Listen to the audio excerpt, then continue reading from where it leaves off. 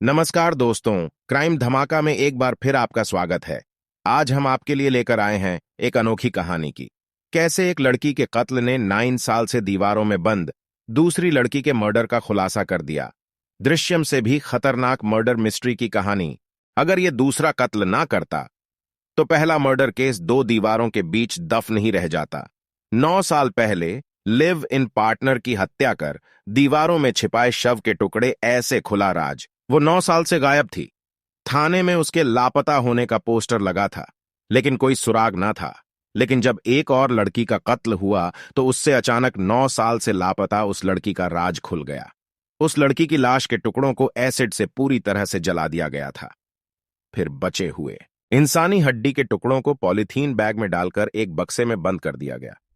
उस बक्से में लड़की की लाश से बचे खुचे इंसानी टुकड़ों के साथ फूल का गुलदस्ता भी रख दिया था।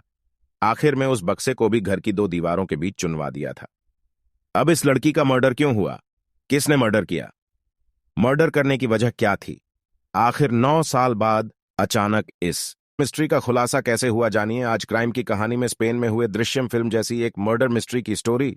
यह मर्डर मिस्ट्री है स्पेन की। यहां के एक शहर में 28 मई को एक युवती की बेरहमी से हत्या की गई। मर्डर करने वाला उस लड़की का 45 साल का पार्टनर था। उसका नाम है मार्को रोमियो। इसने पॉलो चाकू से 14 बार हमला किया था, जिससे पॉलो की मौत हो गई थी। पॉलो मूल रूप से इटली की रहने वाली थी, लेकिन स्पेन में रहने लगी थी। पॉलो के कुल 3 बच्चे हैं, लेकिन इनमें से एक बच्चा रोमियो से भी है। जब ये अपनी पत्नी की हत्या करने के लिए बार बार चाकू मार रहा था, तभी पॉलो की चीखने की आवाज पड़ोसियों को आई थी। पड़ोसियों ने इसकी सूचना पुलिस को दे दी। पुलिस मौके पर आई और पॉलो को अस्पताल पहुंचाई, लेकिन उससे पहले ही पॉलो की मौत हो चुकी थी। यानी घर के अंदर ही रोमियो के ताबड़तोड़ चाकू मारने से ही पॉलो की मौत हो चुकी थी। पब्लिक के समय पर सूचना दे देने से पुलिस ने आसानी से रोमियो को गिरफ्तार कर लिया। अब उसे पुलिस हिरासत में लेकर थाने पहुंचती है। यहां तक तो यह केस बेहद आसान था। एक महिला का कत्ल कातिल फरार हो रहा था, लेकिन पुलिस ने आसानी से दबोच लिया। लेकिन थाने में आने के बाद पुलिस के सामने एक सनसनीखेज खुलासा हुआ।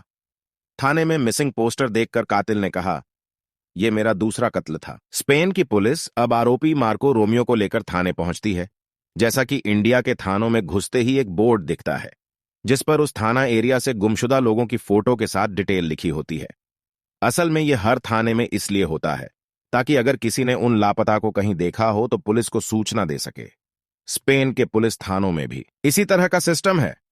वहां भी लापता लोगों के पोस्टर लगे होते हैं। उन्हीं में से एक मिसिंग पोस्टर को देखकर रोमियो रुक जाता है।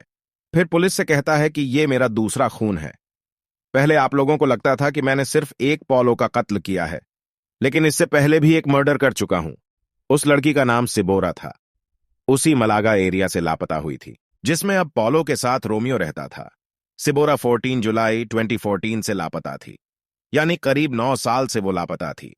अब रोमियो की बातें सुनकर पहले तो पुलिस को लगा कि वो जांच को भटकाने के लिए ऐसी बातें कर रहा है, लेकिन कुछ देर बाद ही उसने कहा कि जिसे 9 साल से तुम लोग लापता समझ रहे हो, असल में उसकी हत्या हो चुकी है। हमने उसकी हत्या ऐसे की है जिससे किसी को भनक तक नहीं लग सकी, क्योंकि सिबोरा का मर्डर के बाद उसकी लाश को एक संदूक बॉक्स में डालकर 2 दीवारों के बीच में दफना दिया था। यह सुनकर पुलिस हैरान हो गई थी, क्योंकि वाकई 9 सालों में लापता सिबोरी का कोई सुराग नहीं मिला था। अब पुलिस ने 9 साल पुराने मिसिंग केस की फाइल की जांच शुरू की, तब हैरान करने वाला खुलासा हुआ। स्पेन पुलिस ने 9 साल बाद इस दीवार को तोड़कर लड़की की लाश निकाली। पुलिस ने पुराने घर में 2 दीवारों को तोड़ा तो बक्से से मिला मानव अवशेष। अब स्पेन पुलिस पूरे मामले की जांच करने लगी। रोमियो से पूछा कि किस जगह पर सिबोरा की लाश छुपाई है। पुलिस ये सोचकर भी हैरान थी कि आखिर 9 साल से किसी लड़की की हत्या कर उसकी लाश बक्से में डालकर दीवार में दफना दें तो भी उसकी बदबू क्यों नहीं आई। पुलिस इस बारे में रोमियो से पूछताछ की, तब उसने एक और बड़ा खुलासा किया। सिबोरा जिसकी हत्या की गई, पहले मर्डर किया, फिर एसिड से पूरे बॉडी के मांस को गला दिया। 22 साल की सिबोरा की जब 2014 में हत्या की गई, तब उसकी लाश को बेरहमी से ठिकाने लगाया गया था। आरोपी ने 9 साल बाद मर्डर का कबूलनामा करते हुए बताया कि 3 साल के रिलेशनशिप में दोनों के बीच अनबन होने लगी थी। दोनों जिस फ्लैट में रहते थे, उसी में मारियो ने सिबोरा का मर्डर किया था। गला दबाकर हत्या करने के बाद वो घर में काफी मात्रा में एसिड ले आया था। उस एसिड में सिबोरा की लाश को पूरी तरह से कुछ दिनों के लिए डाल दिया था, जिससे उसकी इंसानी खाल पूरी तरह से जल गई। अब जो बची हुई इंसानी हड्डियां और अवशेष बचे थे, उन्हें कई प्लास्टिक बैग में भरकर अच्छे से बंद कर दिया। एसिड से इंसानी मांस इस तरह से गल चुके थे कि बदबू नहीं आ रही थी। इसके बाद एक लंबे बक्से में उसने उन प्लास्टिक बैग को डालकर से बंद कर दिया और घर की 2 दीवारों में बनी जगह में रखकर उसे पूरी तरह से प्लास्टर कराकर बंद करा दिया। इस तरह जिस बक्से में सिबोरा दफन थी, बक्से में लाश के टुकड़ों को श्रद्धांजलि देने के लिए फूलों का एक गुलदस्ता भी रख दिया था। अब सिबोरी उन 2 दीवारों के बीच में थी, लेकिन 9 साल बाद उस फ्लैट में नए किराएदार रहने लगे थे। इसलिए स्पेन पुलिस ने घर में रहने वाले किराएदार को समझाकर रोमियो की बताई हुई दीवार के आसपास पहले एक्सरे टेस्ट किया। इसके बाद वहां की दीवार को तोड़ा गया। दीवार तोड़ने के बाद वहां से बक्सा भी मिल गया। जांच में उसमें इंसानी अवशेष भी मिले हैं, जिसकी पुष्टि के लिए स्पेन पुलिस सिबोरा के रिलेटिव का सैंपल लेकर डीएनए टेस्ट करवाया। पुलिस के सामने रोमियो ने बताया कि साल 2011 में सिबोरा से मुलाकात हुई थी।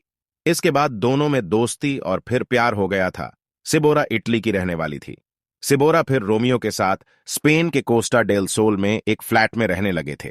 3 साल तक दोनों में सब कुछ ठीक था। फिर रिश्ता बिगड़ने लगा तो रोमियो ने सिबोरा की हत्या कर दी थी। मर्डर के बाद उसने सिबोरा के रिश्तेदारों को बताया था कि दोनों में ब्रेकअप हो गया है, इसलिए सिबोरा अपना सारा सामान लेकर मुझसे दूर चली गई है। काफी समय बाद भी सिबारो के बारे में कुछ पता नहीं चला, तो स्पेन पुलिस में शिकायत की थी। स्पेन पुलिस को कोई सुराग नहीं मिला तो थाने में मिसिंग पोस्टर लगाया था, जिस पोस्टर को देखकर 9 साल बाद रोमियो ने सिबोरा कत्ल का खुलासा किया। तो दोस्तों, कैसी लगी आपको आज की कहानी? कमेंट करके जरूर बताएं और हमारी नई नई कहानियां सुनने के लिए हमारे चैनल को सब्सक्राइब करना ना भूलें। धन्यवाद।